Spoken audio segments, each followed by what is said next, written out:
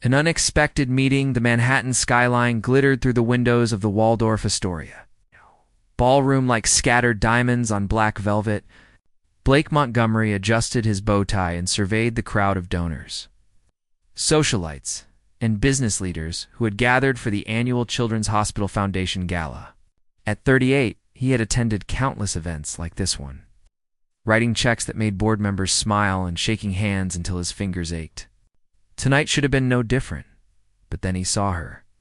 She stood near the silent auction tables, studying a piece of artwork with genuine interest rather than the practiced appreciation most guests displayed. Her emerald dress complemented her warm brown skin, and her natural curls were swept into an elegant updo that revealed the graceful curve of her neck. When she laughed at something, the woman beside her said, the sound carried across the room and did something unexpected to his chest.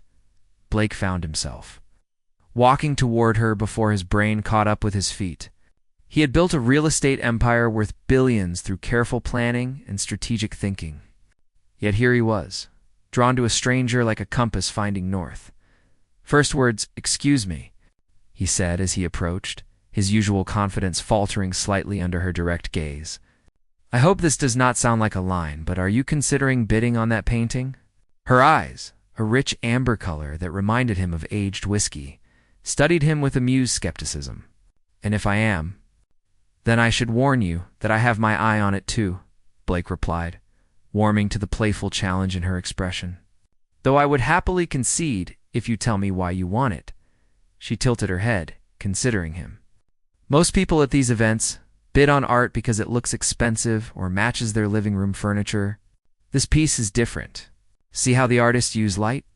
It is not about showing everything clearly. It is about the mystery in the shadows, which you imagine might be there. Blake looked at the abstract painting with new appreciation, though he was far more interested in the woman explaining it. "That is beautiful insight. Are you an artist yourself?" "Event planner and interior designer," she said, extending her hand. "Natalie Rivers, Blake Montgomery."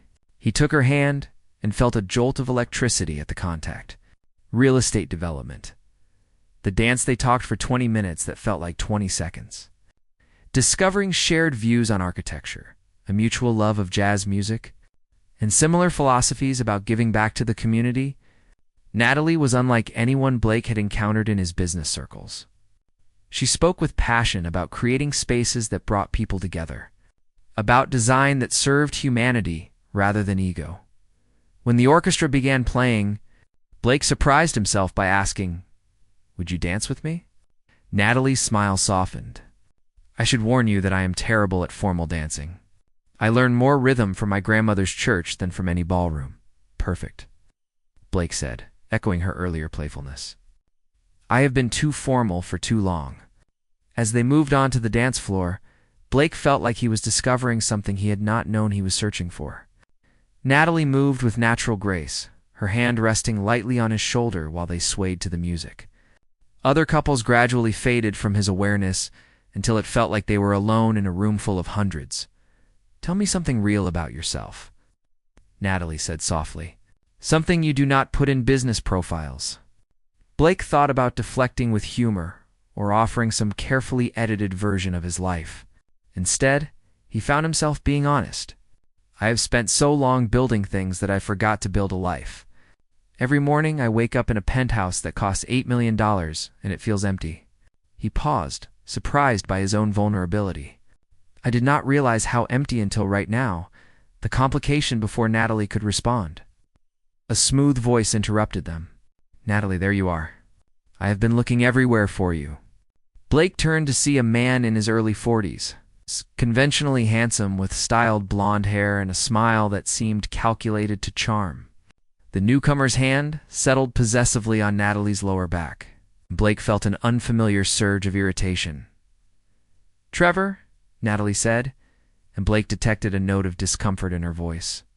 "This is Blake Montgomery." "Blake, this is Trevor Ashford. We have been working together on a commercial property redesign." Trevor's handshake was firm to the point of aggressive. "Montgomery, of course. I have heard quite a bit about your developments. Very impressive. Very corporate." He turned to Natalie with practiced intimacy. "The auction is starting soon. We should get back to our table, actually, Natalie began. But Trevor was already guiding her away with a proprietary touch that made Blake's jaw clench. She glanced back at Blake with an apologetic expression that held something else too. A question. Maybe even a plea. Seeds of doubt. Blake watched them return to a table near the front. Watched Trevor lean close to whisper something that made Natalie smile politely, but without the genuine warmth she had shown during their conversation. He told himself the surge of jealousy was irrational. They had talked for 20 minutes. He had no claim on her, no reason to feel like something precious was slipping away, yet he could not shake the feeling. Throughout the evening, he found his attention drawn back to their table. Trevor seemed constantly attentive, touching Natalie's arm during conversation, laughing too loudly at her comments, acting like they shared an intimacy that went beyond professional collaboration. When the dancing resumed, Blake watched Trevor lead Natalie onto the floor with smooth confidence. Unlike their earlier dance filled with genuine connection and discovery, this looked choreographed, performed. Natalie moved gracefully, but the light in her eyes had dimmed. Blake's business partner, an older woman named Rebecca, who had helped him build his company from the ground up, appeared at his elbow. "Stop staring and go cut in if you are interested." "That is not how these things work," Blake muttered. "Since when do you care about how things work?" Rebecca sipped her champagne with knowing amusement. "You have never been conventional in business. Why start with your personal life?" The misunderstanding. Blake was gathering his courage to do exactly that when his phone buzzed with an urgent message. A deal in Chicago that had been months in the making was falling apart, requiring his immediate attention. By the time he finished the crisis call and returned to the ballroom, the dance had ended. Natalie and Trevor were gone. He approached the table where they had been sitting and spoke to the remaining guests. The woman who had been sitting beside Natalie smiled sympathetically. "They left about 10 minutes ago. Trevor said something about taking her to a late dinner at his club." The words hit Blake harder than they should have. He barely knew this woman, yet the thought of her spending the rest of the evening with Trevor Ashford filled him with something close to despair. He told himself to let it go, to focus on his business, to forget about amber eyes and a smile that had made him feel alive for the first time in years. Instead, he found himself asking, "Do you know how I might contact Miss Rivers?" "For professional reasons. The venue needs designers for an upcoming project." The woman raised an eyebrow, but pulled out her phone. Her design firm is called Harmony Spaces. They are based in Brooklyn, but take clients throughout the city.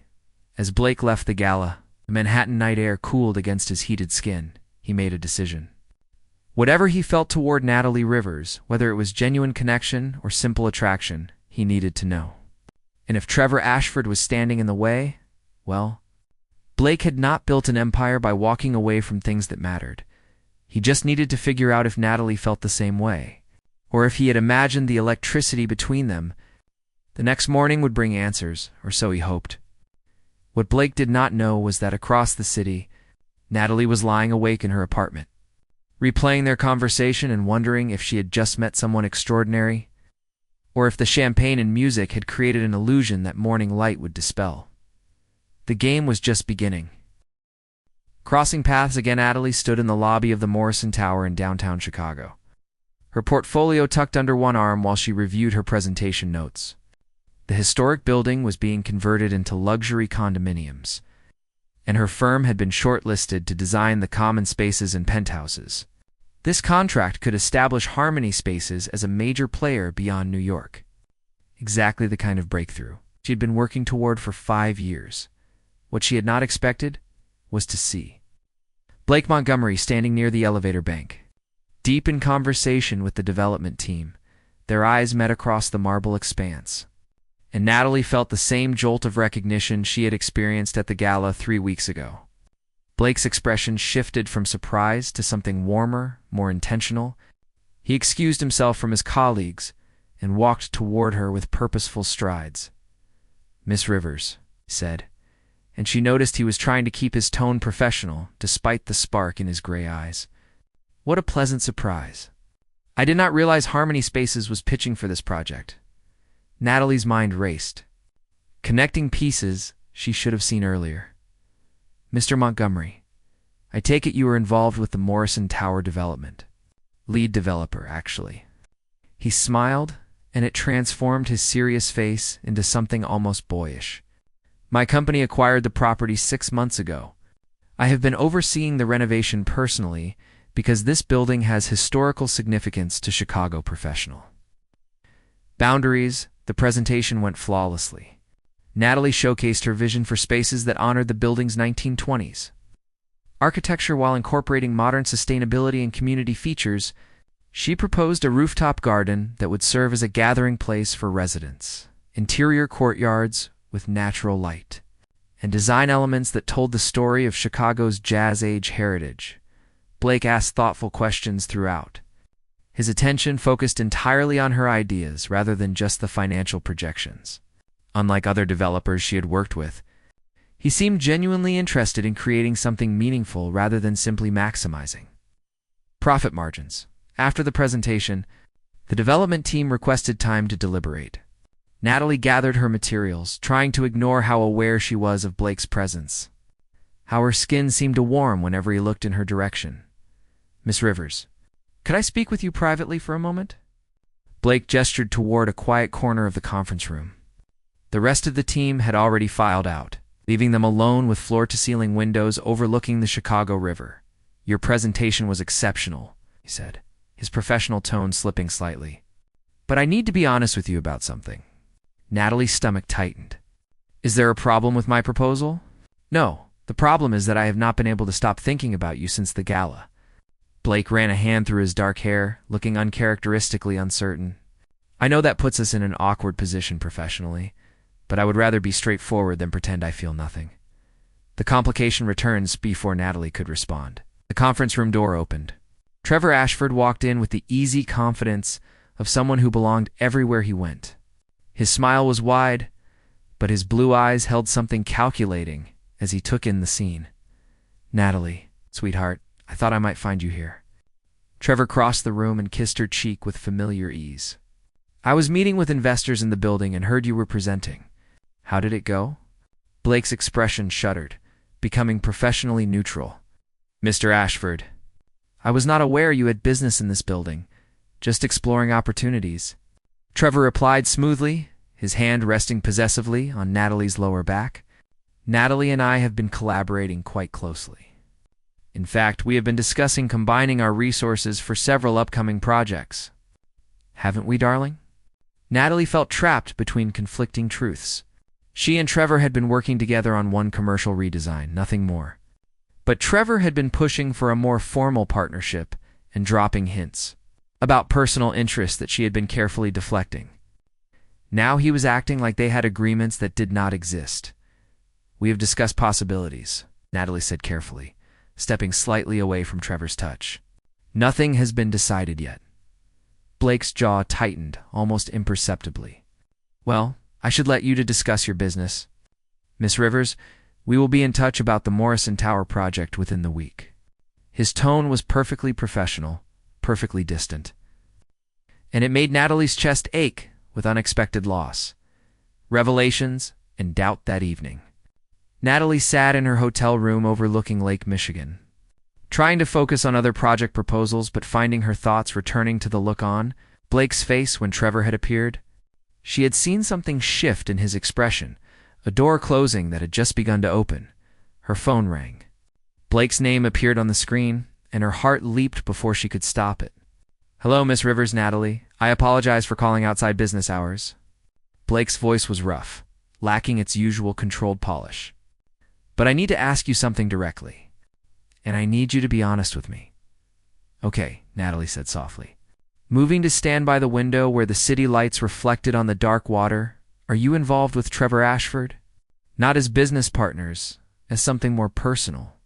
Because if you are, I will respect that and keep our relationship purely professional. But if you are not, if there is any chance that what I felt between us at the gala was real, then I need to know." Natalie closed her eyes. Her free hand pressed against the cool glass. The truth was complicated. Trevor had been helpful professionally, had opened doors and made connections that benefited her career. But she felt nothing romantic toward him. And his increasing presumption about their relationship had been making her uncomfortable for weeks. I am not involved with Trevor, she said firmly. We work together on one project, and he has been helpful with industry connections, but there is nothing romantic between us. At least not from my side.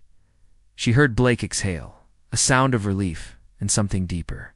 Then why does he act like he owns you? Why the touching, the pet names, the proprietary behavior? Because some men think professional help comes with unspoken conditions, Natalie replied, hearing the edge in her own voice. Because I have spent years building my business, and sometimes that means accepting assistance from people whose motives are not entirely pure. Because navigating this industry as a woman means constantly balancing gratitude with boundaries. A bold gesture, the silence stretched between them, heavy with understanding. I am sorry, Blake said finally.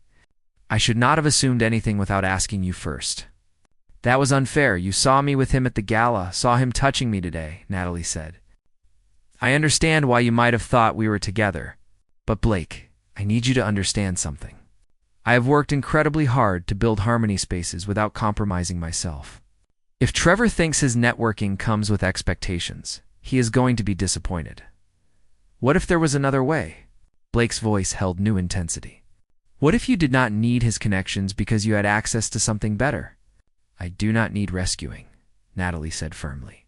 I have gotten this far on my own talent and determination. I am not looking for a shortcut or a benefactor. That is not what I meant. Blake spoke quickly, urgently. What I mean is that my company works with dozens of developers, architects, and designers across multiple cities. What if Harmony Spaces had access to that network based purely on merit? What if I introduced you to people who would hire you because you are brilliant, not because they think you owe them something? Natalie felt her throat tighten with emotion. Why would you do that? Because I believe in what you create. Because I saw your presentation today and recognized someone who thinks about design the same way I think about development, as something that should serve communities and bring people together. And yes, because I am falling for you and I want to remove any obstacles that might keep us apart, trust and fear. Honesty in his words was terrifying and exhilarating in equal measure. Natalie had spent so long protecting herself, keeping personal feelings separate from professional ambition, that the thought of letting someone in felt like stepping off a cliff without knowing if she could fly. Blake, I barely know you. We have had one dance and 2 business conversations. This is happening too fast. I know, he agreed. And if you need time, I will give you time. If you need space, I will give you space. But Natalie, I have spent 15 years building an empire and never once felt the way I felt when I was talking with you at that gala. Never once felt like I understood what people mean when they talk about connection. What if you are wrong? Natalie asked, voicing her deepest fear. What if this is just attraction or chemistry or whatever people call it when they mistake intensity for substance? Then we will figure that out together, Blake said simply.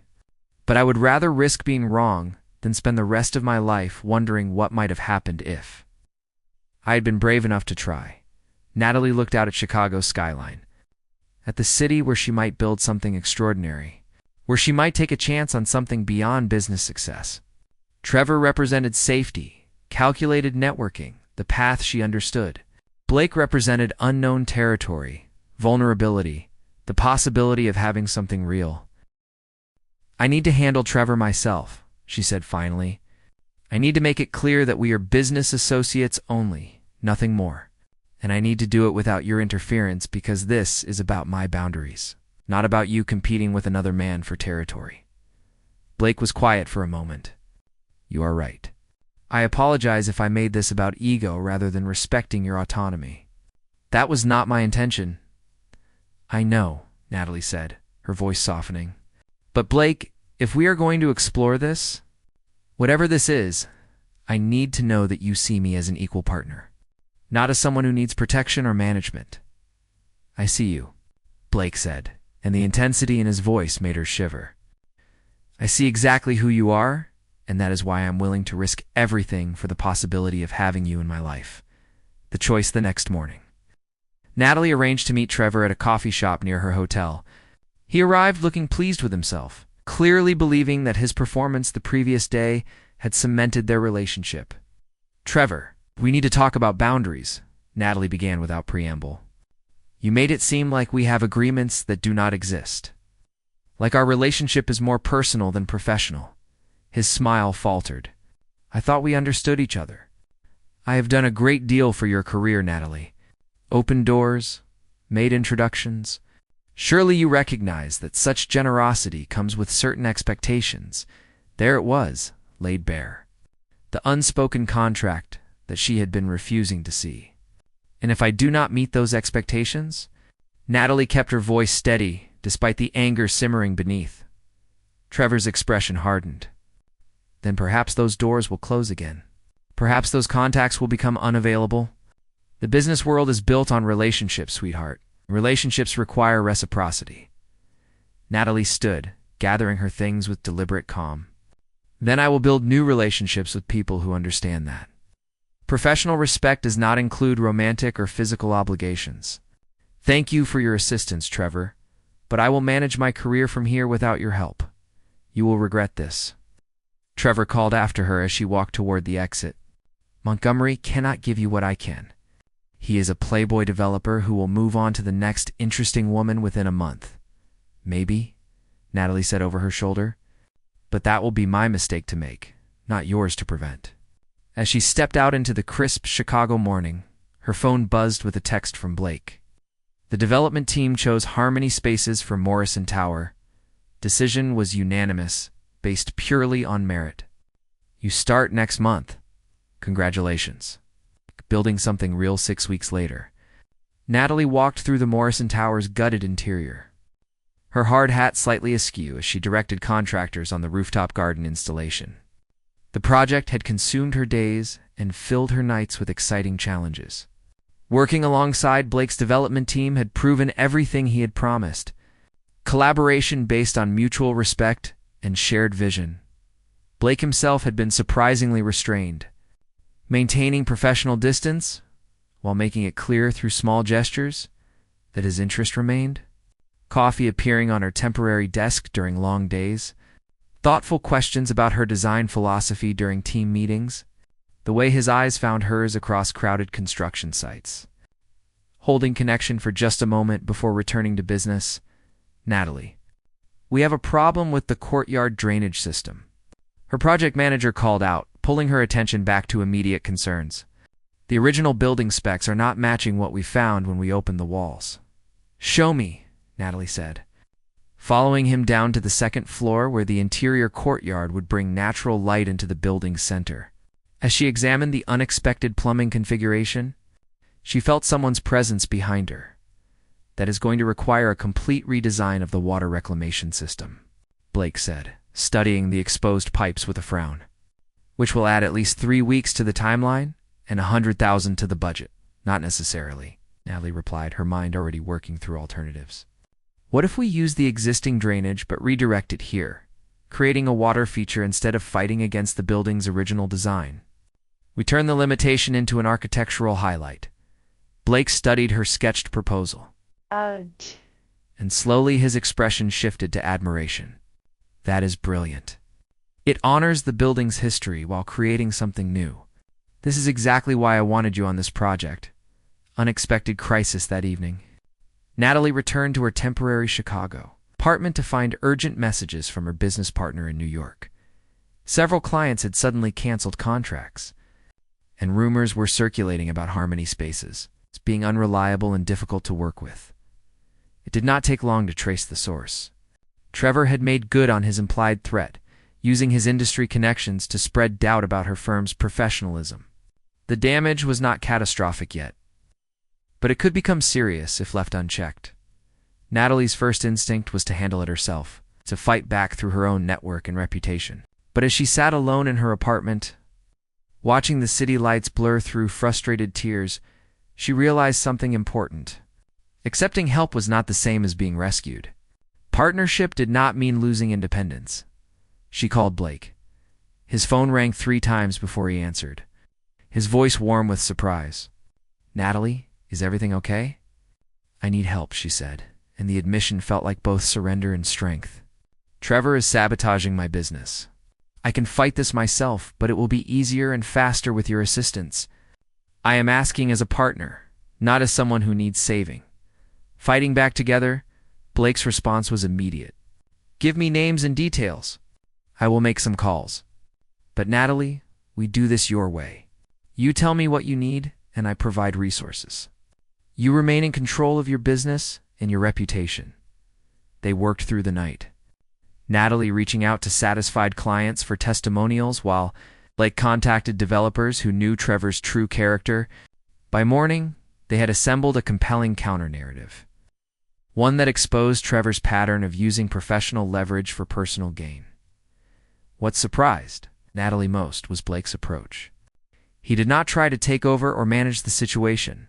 Instead, he asked questions, offered suggestions, and respected her decisions even when his instincts pushed for more aggressive tactics. He was learning to be a partner rather than a protector, and she was learning to accept support without feeling diminished when the immediate crisis was contained.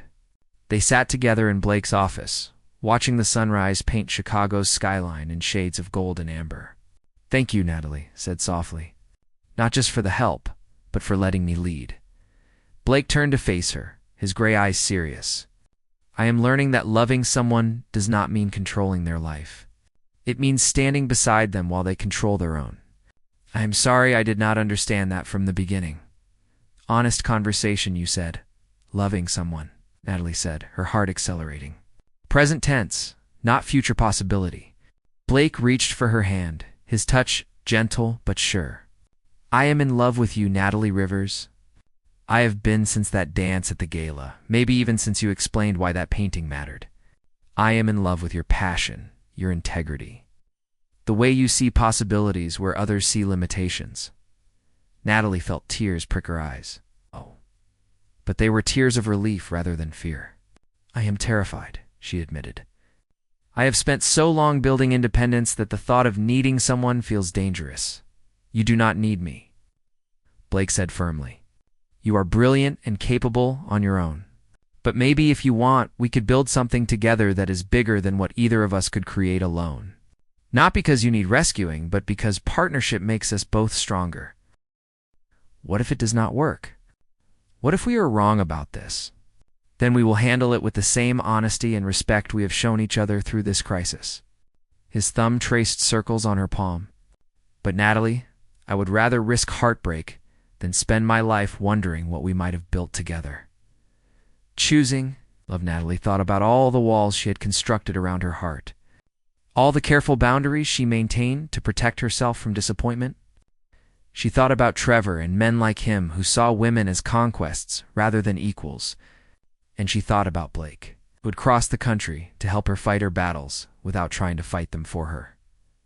I am in love with you too, she said, the words feeling both terrifying and liberating. I think I have been since you admitted your penthouse felt empty. Since you were vulnerable enough to tell a stranger something real, Blake pulled her close. When he kissed her, it felt like coming home and launching into adventure simultaneously. The kiss held promise and question, certainty and wonderful uncertainty. When they finally broke apart, both breathing hard, Natalie rested her forehead against his. So what happens now? She asked. Now we finish this building together, Blake said. You create beautiful spaces, and I provide the structure to support them. We figure out how to balance your business in New York with my projects across multiple cities. We learn each other's rhythms and respect each other's boundaries. We build something real. That sounds perfect, Natalie said. Actually perfect, not just adequate. Blake laughed, the sound free and genuine. You are bringing out my optimistic side again, Miss Rivers. Good, she replied. Someone needs to remind you that empires are impressive. But connection is what makes life worth living. 6 months later, the Morrison Tower's grand opening celebration brought together Chicago's design and development communities. The rooftop garden had become exactly what Natalie envisioned, a space where residents could gather and connect. Where the city's noise faded into green tranquility, Blake stood beside her at the edge of the garden, their hands intertwined as they watched guests explore the space. In 6 months, they had learned to navigate the complexity of loving someone while maintaining independence. Natalie kept her business headquarters in New York, but had opened a Chicago satellite office. Blake had adjusted his travel schedule to spend more time wherever she was working. They fought sometimes, usually about his instinct to solve problems versus her need to solve them herself.